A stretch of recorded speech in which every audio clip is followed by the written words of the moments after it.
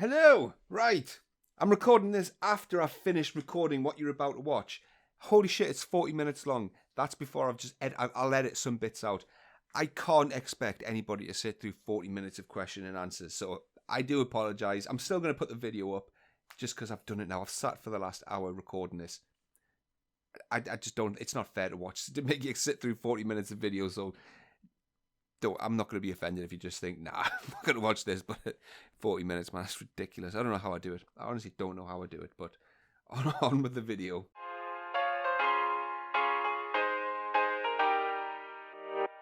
Here we go. Ladies and gents, welcome to TFI, and I was thinking earlier on, you know what it is, it's been a while since I've done a Q&A, Ask TFI type video, and the questions just come flooding in, man. They've just come flooding in. I've not been able to keep up with them. I've been neglecting my question answering responsibilities. So I thought I'd just grab a few, just scroll through the comments and grab a few off of the channel and answer them as best as I can in a condensed video.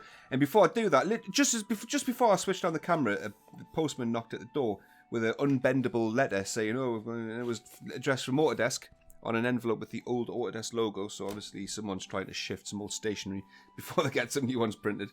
But it's the certification certificate from the Autodesk Inventor Certified Professional exam, which looks a little something like that. Nice certificate, pretty standard, pretty similar and consistent to the old certification exams I used to get. But there you go. Certified Professional Neil Cross has successfully completed the program requirements. Completed the program requirements. God damn it! Is a genius. Anyone that gets one of these has accomplished something, not just completed the program requirements. Come on, man. Of the Autodesk Certified Professional Inventor November 15th, 2016. Yeah, so that's what you get when you pass the exam. Okay, so I'm going to knock through some of these questions. I've got about 21 questions to get through. There was a hell of a lot more, but just to keep it, to a reasonable size, because I do likes to waffle. I likes me some waffling. I'm going to keep it down to 21. Now, I've picked them at random. There's a variation, a mixture of questions on various different topics, and they're going to be a bit jumbled up. There's no rhyme or reason or order to them. But a good place to start is a question from my man, Joe Ahern, saying, what the fuck is CAD? It's a really good question to ask on a CAD channel.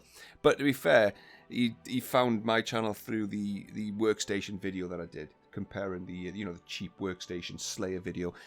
And what the fuck is CAD? It's computer-aided design, mate. It's science. That's what it is. It's science. It's science and voodoo and hocus pocus. Right, next question. Any chance of a video for importing AutoCAD models into Inventor? Sorry, I'm reading them off the screen. I would have had them on an iPad, but I'm kind of going out in an hour, so I didn't have time to shift them onto that. Any chance of a video importing AutoCAD models into Inventor? I have never found a good one yet to explain a good procedure that tells us who's us. Who are you speaking on behalf of, mate? Which collective are you speaking on behalf of? I want to know who these people are that you're their leader of. How to set constraints before or after importing. Yes, there is a good chance of us doing that, mate. Not a problem. The reason why I haven't done one yet for importing AutoCAD models into Inventor is a lot of my videos tend to come from events in my 1 or 2 day jobs. So I'll come across a problem or I'll do something in the day job and I'll be like, I suppose I could do a video on that. And I've never really had a need to import AutoCAD models into Inventor. And off the top of my head, I can't think of a scenario where you'd use that functionality. AutoCAD sketches and layouts or individual views, possibly yes, but not full AutoCAD 3D models. If you 3D modeling in AutoCAD, in my opinion, you're doing it wrong. There's a specific 3D application for each industry. Don't do anything 3D in AutoCAD. But having said that, you could be downloading 3D DWGs from supplier websites, perhaps. So there is some things that you could use that for. So yes, I'll do something. I'll have to figure out the best way of doing it, and then I'll do a video on that. Not a problem. At some point in the future. Okay, next question comes in from Koala Boy. Hello, mate. I've recently downloaded. I'm not going to keep that up. The student version of Inventor on my school laptop. Some i5 processor, no dedicated graphics card. I have not yet installed Inventor on my desktop PC since it only has a dual core. There's nothing wrong with that, mate. Nothing wrong with dual core PC. If you go check out my $350 workstation Slayer cheap build video, which I'll link as in a card if I can remember how to, or if I remember to do it. That was a dual core setup for very, very, very cheap, and it was really good. That was a really good performing PC. It's a bit of an older PC now. I'm going to do a newer one when the Kaby Lake stuff comes out, because I've heard rumours that the i3s on the Kaby Lake platform are going to have hyper-threading, so you'll be able to get a pretty good CPU hyper-threaded for quite cheap. So that's going to be really good for Inventor. So I'm going to do a build on one of those when they come out. So I'm thinking about upgrading it. If DAFUQ CAD and Games was looking at an i5 4690K and GTX 1060, do you think this will perform well in Inventor? Yes, mate. i5 4690K is the little brother of the i7 4790K, which is what I've got in that red thing over there in the background. So it's a pretty good CPU. It's not the best money can buy by any stretch of the imagination, but it's going to run Inventor really well, as long as you're not working for Shell or Rolls-Royce or BP and you're doing oil rigs or vessels, you know what I mean? So it's going to do pretty well. And the GTX 1060 is more than enough for Inventor. Inventor's really light on the graphics card. And go for the 6 gig model of the 1060, not the 3 gig, and you'll be sweet. You'll be sweet for a long time, for many years to come with the 1060. Thank you for providing excellent CAD content without the stereotypical monotone voice. Not a problem, mate. Don't worry about it. Think nothing of it.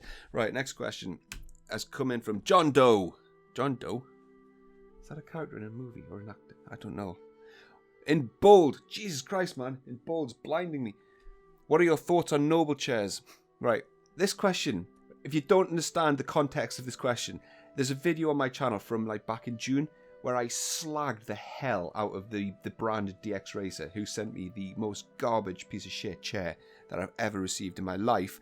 So I did a huge rant video on DX Racer, and from that I've received some of the, the filth from the internet come through. A lot of the scummy trolls have come through from the generic internet. And one of the questions that gets asked a lot, I'm not saying John's one of those, I'm just saying that kind of, they migrated towards me through that video. But it's John saying, what are your thoughts on Noble chairs? Well, Noble chairs is another brand of chairs which are seeming to have quite a good reputation at the moment. So quite a lot of people have said, well, you're obviously slagging off this brand of chair. Well, what about this brand of chair? Noble's one of those. But unfortunately, and I've replied to a few of these comments saying just this, unfortunately, Noble, they're not really a fan of smaller channels. I actually reached out to Noble before they started selling into the main market, before they started actually selling to the public. And they just didn't want to entertain me. I'm not big enough, and according to them guys, I'm not worth their time and effort. So they thought that it would be more worth their while sending their review samples to bigger tech channels with millions of fans who are absolutely broke teenagers with no money. They thought that would be better to advertise to that audience than 12,000 very wealthy engineers with full-time jobs. Go figure. Marketing 101. Right, Horatio Rodriguez. What are your PC specs? My PC specs are going to change pretty soon, but that red thing in the background has an i7 4790K. It has an NVIDIA GeForce GTX 1070, recently upgraded from a 970. So it's got 1070 in there. I'm thinking, I'm kind of holding off. I'm waiting for NVIDIA to push out the 1080 Ti. There's not even any leaks of it, so I'm kind of thinking, is this thing even going to exist? Is this thing even going to come out? If they don't release a 1080 Ti, then I'm possibly going to upgrade to the Titan X or the XP, because I want a higher level of a VR experience with the HTC Vive. So possibly going to go up the Titan X, but currently 1070. The hard disk, there's a video on this as well, is the Samsung SM961 512 gig M.2 PCI Express NVMe solid state drive, which is a bit of a mouthful. What else is worth noting? It's got 32 gig of Corsair Vengeance RAM, but because I'm on a 4790K, which is the Haswell platform, I'm still on DDR3 RAM. But it is what it is. I'm kind of stuck on that platform for now. The cooler, it's a Corsair H100i cooler, which is I just don't like that cooler. I really don't like it. It works fine, but the fans, man, the fan curve is ridiculous. It's so noisy. It's starting to rattle. The LED's broke. It's stuck on red. The green LED, it works on an RGB, so it's got red, green, and blue light inside it, so you can have a mixture of colours based on the red, green, blue combination. RGB is obviously what it means. And the green light, the green LED is completely shagged. So I'm stuck on either red or some combination of red and blue, which sucks. The case is an NZXT H440. H440, I think it is. I think that's what it's a pretty common case. And that's pretty much it. The motherboard is a ASUS Maximus Ranger V. I don't know what the Roman numerals are with V2, V7, VII, whatever that is in Roman numerals. Hey, I was off on that day in Latin. So that's my PC specs, and then it's got a couple of secondary hard drives in there, but they don't matter. But I'm going to be upgrading that in the new year, providing Kaby Lake is worth the upgrade. And I'm also keeping an eye on AMD's Zen or the Ryzen CPUs that are coming out, because they're looking really promising. So I'm going to be keeping an eye on those, but don't know. There's always a catch with AMD. But those are my PC specs. Right, LS Borber, buddy, hey pal, hey buddy old pal, your videos are great. Unfortunately, my English skills are not very advanced, so sometimes I do not understand something. You speak very fast. Yeah, I do, mate. That's kind of my thing. Anyway, I'll keep and to be fair, right, my accent. I'm from the north of England, and my accent is ridiculously difficult to understand. It's notoriously difficult to understand, and because I've worked in CAD suppliers dealing with customers all over the country. My accent's actually quite watered down. It's quite tame. It was more than an hour, mate. Right, okay. It was just, I had to have a break, you know what I mean? You kind of, you get a stitch in that, you know, how Hello everyone, it's the True Geordie, back again with the football hangover. And motherfucker, I've got some shit to talk about. For my region. So, I'm not going to slow down. That's kind of my thing, is making inventor content which isn't boring to listen to or to watch. Hey man, welcome to the Autodesk Inventor tutorial for work features. Okay, now that kind of thing, which was all over the internet before I started doing my thing. So I'm my thing's doing fast-paced tutorials with my style. That's what I kind of want to do. More Vault videos are welcome. Yeah. I think there's another question on this coming up, but I will be doing more stuff on Vault. I met with one of the Vault product managers over at AU, a guy called Irvin, and he's agreed that if I'm fair on them when I do my Vault videos, then we'll have like a scratch my back, I'll scratch yours kind of a relationship, give and take type of thing. And I'm going to be doing more on Vault, and I'm going to be objective and subjective at the same time. There's going to be a mixture. Because I've got a lot to say about Vault. It's and some good things are happening with Vault.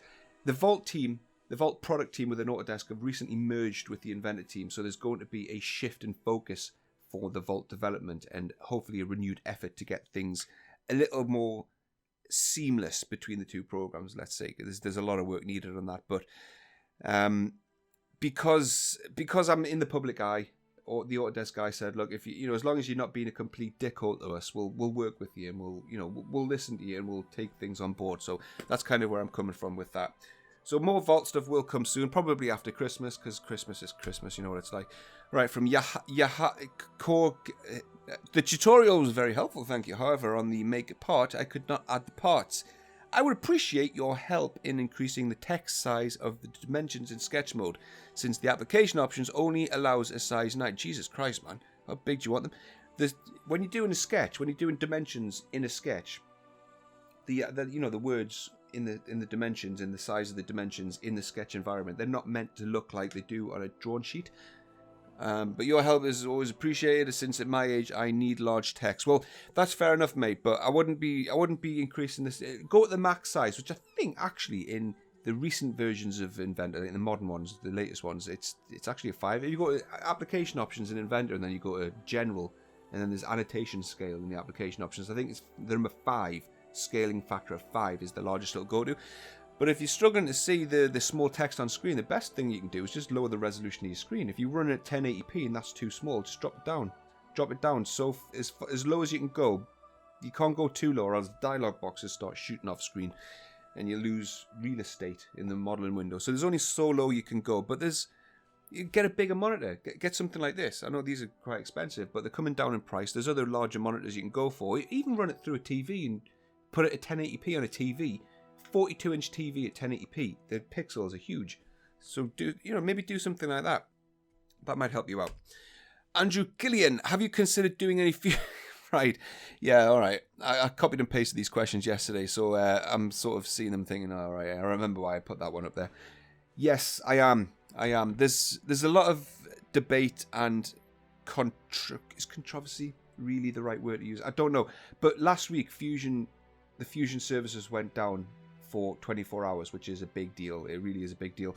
I put a video out explaining that, talking about it, and the repercussions of that. And it was met with a mixed response. Some people were like, yeah, this is really bad, I couldn't ever use Fusion. Then there's the Fusion. I've had to ban a few people from the channel, actually. Some of the Fusion fanboys came along and were just overly unnecessarily abusive towards me because I was bad-mouthing. I wasn't really bad-mouthing Fusion, I was just saying that because it went offline for 24 hours, it's not currently feasible for an engineering company to use it, a big corporate engineering company to use Fusion, which was met to mix. Some people were saying, well, I'm fine. I had my files saved in offline mode. Well, good for you, mate. But if you work in an office with 50 people who use Fusion, you can't just work in an offline mode when your data's in the cloud, because that's where your primary data is. When you've got projects in the cloud, you can't, you making a table leg or a flipping coffee table in your home, that's a totally different bag of chips to working in a big engineering office, mate. So just try and open your eyes and see the world from a different point of view. So I was talking about that, and in my world, where I work, which is subsea engineering and industrial food packaging equipment, two completely different industries, Fusion just is not suitable at all. It's like it doesn't exist. Nobody talks about it. Nobody's interested in it. Nobody has any motivation whatsoever to think about even talking about it. So everything I'm seeing about Fusion's happening in other regions, in other industries. So I'm trying to get my head around, is that good enough for Autodesk for it to not penetrate into the industries which I work in, which is large-scale engineering? They are just two industries out of many, but they're quite typical industries which represent the typical users which you'll find in other industries. Big engineers, big engineering companies working on big sets of equipment with big assemblies, with technical drawings, with multiple users. It's typical. It doesn't really, it can matter, but in this respect, it doesn't matter what industry it is. It's the same sort of set of circumstances, and I just can't see Fusion penetrating into it. And I don't think Autodesk will be happy with that in the long run because of the sheer amount of resource and time and money that they're putting into Fusion. They cannot be happy with it just being a 30 quid a month product, $50 a month, whatever it costs in the US, and just let it play second fiddle to something like Inventor. I think they've got bigger ambitions for it, but in its current state, I just can't see it working. Might be a bit of a small-minded, narrow-minded view. Really, I don't know. So I think, though, because it has such a promising future, and because of the amount of resource that Autodesk are putting into it, they obviously feel like Fusion will play a bigger role in 3D CAD design alongside or instead of Inventor in the long run. So yes, I will be doing more on Fusion in the future. I just need to see some big changes with it for it to really work in my industry, and for me to justify my time with working on Fusion, to learn more about it and put out content on it. But I will be reporting more news on Fusion as well, because I was quite negative, and not negative. The video and the tone of the video that I did last week was quite negative towards Fusion. I need to make sure I balance that out in the future when there's positive news stories that come out on Fusion, which I definitely will do, and I'm more than happy to do that. I do not want to see Fusion suffer. It's providing it does become worth my time to invest into Fusion, I'll do it in a heartbeat, as long as it's worthy. Okay, Yusuf Islam, greetings from the Midlands. Okay, why is there a... Oh, bye then. And we're back. Alright, why is there a click to add option when creating flanges? I thought it would allow you to create different height flanges in one operation, like the fillet tool with Automiter. It doesn't do that. What is there a good way to achieve compound miters for 2 or more flanges different heights? Yeah, I did. I looked at that when I copied and pasted the questions. I actually don't know, mate. I don't know why flange and sheet metal's got a click to add. Doesn't really make much sense. It might just be one of those legacy things where someone on the dev team thought, well, we'll put click to add in, and then didn't really do much with it. But as far as I can see, you can't add different flanges at different heights in one feature. You have to add them as different ones. That's what I found anyway. Right, Javival. What a name. Love that. I love your videos. I love your name, mate. I have a question. I've got a surface model, very complex, and it's a large file. How can I make it a smaller file? You cannot really. A file is kind of the file. Whatever's in it is in it. You can't do much to make it smaller. It depends. It totally depends. If you've got an Inventor model which is full of features, you can suppress the features by rolling the end of part in the browser up to the top. That'll suppress the features, which makes the file sometimes like hundreds of % smaller. But if it's a surface model, it's just full of surface data. Well, that stuff needs to exist. So there's not a lot you can do to make it smaller.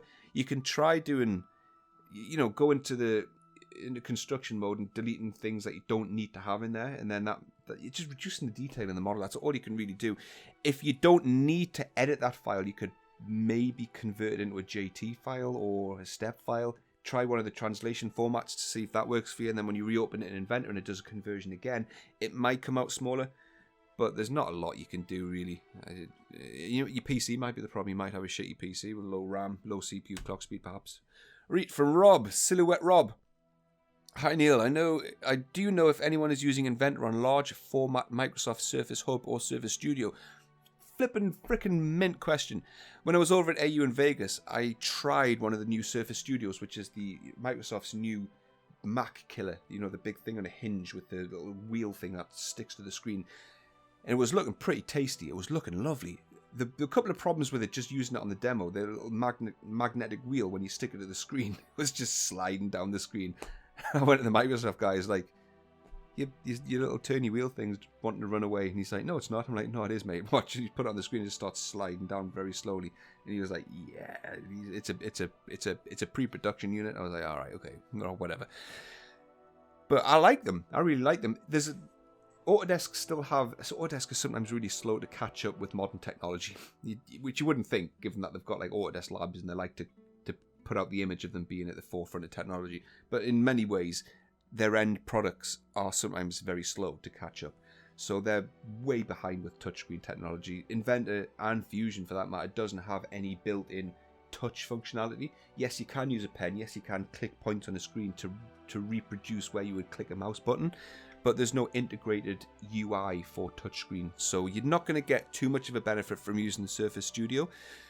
But as a bit of hardware, I mean, it's pretty capable. It's got a nice i7 in there. It's got aging. The graphics card will soon be aging because they're, at time of recording this, they're using the Maxwell GeForce cards, which are now a generation old. So as time goes on, they're only going to get older and more out of date. But as of today, it's perfectly fine for Inventor if you just want that sort of look of a system. But it's not going to be any better. Natively, that Surface Studio is not going to be any better than using a desktop PC. It's not going to offer you anything for Inventor that a desktop can't. Right, from Lars. Recently I bought a 4K screen and all the icons are quite small now. Can you show how to modify Inventor to work with it properly? Well, it depends what version of Inventor you're on. If you're on 2017, 4K should work fine with 2017. There's some areas which are a little bit funky. Some dialog boxes, it's like they forgot to put some work into them. But overall, it should be fine. If you're on Windows 7, you're kind of screwed. Windows 7 doesn't suit 4K very well. The scaling in the operating system is all shot to shit, and I don't think Microsoft are really going to do much about it at this point. So you want to be on Windows 10. If you've got a 4K screen, you really do want to be on Windows 10 with Inventor 2017. Otherwise, you're going to have a bad time. On my laptop, I've got an Alienware R3, which has the 4K panel with Windows 10. And there's loads of programs which I'm using, and I'm having to drop the screen down to 1080p. Like Remote Desktop, for example, is a nightmare on 4K. 4K is great for content, for media, for videos, and CAD when you've got the textures on, but it's sometimes best to just drop it down to 1080p. Right, from Morgan. Morgan played the organ. Question on the converted geometry feature. Can this be done manually if I'm using Inventor 2016? Also, can we make a debossed feature this way? I mean, does the thicken support anything that would work to cut the model? No, you can't, unfortunately. This is regarding the last couple of videos that I've done where I'm using the convert text to geometry function within Inventor 2017. So you'd do a sketch, you'd write a bit of text like you would normally do, but then you can explode the text into lines. So for a T, you'd actually get a line representing a T, and then you can use that profile to do various bits and pieces. But it's only available on Inventor 2017 if you've got the subscription updates R2 and R3. So no, you can't use it for 2016. And can we use a debossed feature? I assume he means using the text to cut into a surface. Yes, you can. Yes, it will work. It depends on the font that you're using. Some of the experimenting I did before I went live with the videos, I was trying to thicken some of the text profiles that had been exploded, and they were just not working. But then some of them did. It just depends entirely on the type of text that you're doing. But yes, you can use it to cut. All right, Jacob, I'm not even going to try that. I try to understand, why do Inventor create IPTs from 2 different templates depending on if I create new part separately or create new part via an assembly. Can you tell me something about creating, managing, and best practice in templates? It's probably going to be its own video, that one, but they're not using different templates. If you go to File New and you create a new IPT from the standard.ipt template, it's just Inventor giving you different options for what environment to start a new part in. So if you went a new IPT, it just starts a new IPT in its own little environment, and then you can start modeling away. But if you're in an assembly, when you click Create in an assembly, you're still making a new part from the same template. It's the exact same template, but it's letting you create that part in context of the assembly. So you've got, like, say the microphone's here, right? Can you see the microphone? Yes, you can. So you've got this open as an assembly in Inventor. You've got all these IPTs sort of constrained together, and then you click Create. You can create a new part and just start designing straight in the assembly. You might be wanting to create like an extra little turning knob on the side where you'll create the part in the assembly so you can start modeling to and from within the context of the assembly, so you can start constraining and snapping the various faces rather than starting a new part in a separate window where you can't see this. So that's why they do it. They're not different templates at all. Right, from Vilma Bayona Carvajal. What is it about using commands with the key? What is about using commands with the keyboard? I have used it in AutoCAD for years, having excellent results. So this is off the back of the video where I did a speed experiment. That's an old video. I compared how fast you could be modeling or doing Inventor designs using right-click shortcut menus versus keyboard shortcuts and various other techniques. So he's saying, what's wrong with just using keyboard shortcuts? Why would you want to use anything else? It's just personal preference. It is just personal preference. Inventor's not the same as AutoCAD when it comes to keyboard shortcuts because there's so many different environments and contextual environments you can be in with Inventor. So if you're in a sketch, pressing E might mean I want to use an ellipse. I want to draw an ellipse. But in the part environment, E's extrude. In an assembly, E could be something completely different. So keyboard shortcuts aren't really all that common in Inventor. You mainly want to be using, the right-click markup menus with the little spin, the fly-off menus. You want to use those or just hit the ribbon bar. So keyboard shortcuts aren't that beneficial in Inventor, but there's a lot of people that do use them, and as long as you can get the muscle memory down, then they're absolutely fine. Nothing wrong with it at all, using keyboard shortcuts. And to be fair, with regards to how quick you can be with either or, depends who you are. Some people will be quicker either way.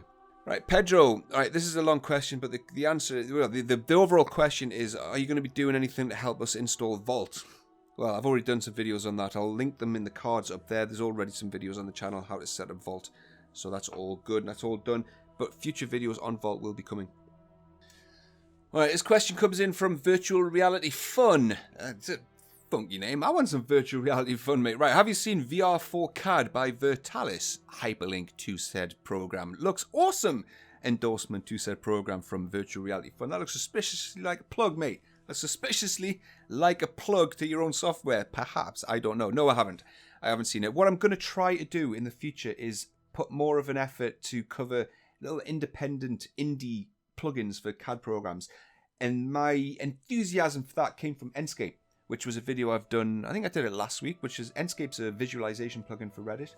Reddit? I don't even use Reddit. Revit, which is the 3D architectural Autodesk modeling package. Enscape plugs into Revit. It lets you port your 3D architectural models into Enscape, and then you get a real-time video game type experience with your Revit model. So you can walk around it with real-time lighting, shadows, fog, clouds, time of day. Hold down the right mouse button, drag the sun in the sky, see where the shadows are in the house, where the darks are, and you can just walk around it or even fly around it. It looks amazing. And they're just a little indie development house by the looks of it. And this plugin is phenomenal. It just gets you thinking how many other amazing indie plugins are out there for CAD programs. So I'm going to try and find them and then do some videos on those. There's not going to be many for Inventor. I actually said in the Enscape program, I was walking around this house, which was just a 3D model, thinking, this is absolutely amazing. You're just not going to get anything like this for Inventor, because Inventor's just nuts and bolts and pipes and tubes and hoses. What can you do? What can you do with that? So it often makes you wonder, I wish I'd stuck in and tried a different program at an earlier age. And because some of this stuff's really cool. I mean, Inventor's useful. It's functional. It's necessary. but it's just nowhere near as cool as the other shit that's going on out there. So no, but I'm going to try and look at some of these indie plugins at some point in the future. Right, the last question is from Bikalap Basnet. Right, man, is there any sort of tutorial from your side where you teach us how to design a model aircraft? I could use it. I could use it, and I bet many subscribers would love it too. No, I'm afraid not, mate. Probably not. Inventor's not the tool of choice for doing model aircraft, I wouldn't have thought anyway. Yes, you could do it, but there's just better programs out there for doing things like aircraft bodies. Inventor's freeform modeling program would be the tool of choice, probably, for doing like an aircraft body. If you try to do an aircraft body with like loft profiles, the geometry is so detailed and it'll be so big that the engine will just struggle to cope with it. There'll be that many different points that you need to manipulate to get the shape of the body right, the fuselage to get it right. It's just going to struggle, man. It'll struggle. Trying to bring blueprints into Inventor is just nasty. It's nasty, man. There's other programs out there, even Fusion. People have done cars and whatnot in Fusion, and I'm thinking, why are you doing that, man? It's not what it's for. There's better programs out there. I found a program called Modo from, I think it was on the Digital Foundry website. That's just off the top of my head. And someone did a model of a Spitfire, the old World War II aircraft, in this Modo package. And that looked phenomenal. It looked so easy. Just the way the fuselage was designed with set points around the fuselage, and you could just pull them and it just worked. They were all flat surfaces, but when rendered, it just looked perfect. And you just can't do that in Inventor. Not at that ease. So no, chances are I'm not going to be doing any tutorials, I'm afraid, on aircraft or cars or any kind of consumer machinery like that. I'm afraid not. Right, that's going to be the end of the question and answers. I think I've waffled on for far too long. My camera's actually stopped. It died during this video, which means it went on far too long. But it's nearly Christmas as I'm recording this, so I'll be doing a channel update at Christmas. I did one last year, so I'm going to be doing another one this year. Just if anyone's interested, just totally optional content. Just watch, see what I'm thinking, where I'm wanting things to go, how I feel the last year's went, some of the highs and lows of this year. So I'll be doing that at some point. I'm going to New York over Christmas from the 23rd of December till sometime off the top of my head, I can't remember. So I'm going to be away for some days over Christmas, but I'll be doing that video probably either before the end of the year or not long afterwards anyway for a channel update. So thank you very much for everyone that stuck around throughout the year as well, and I'll see you in the next one. Doodles.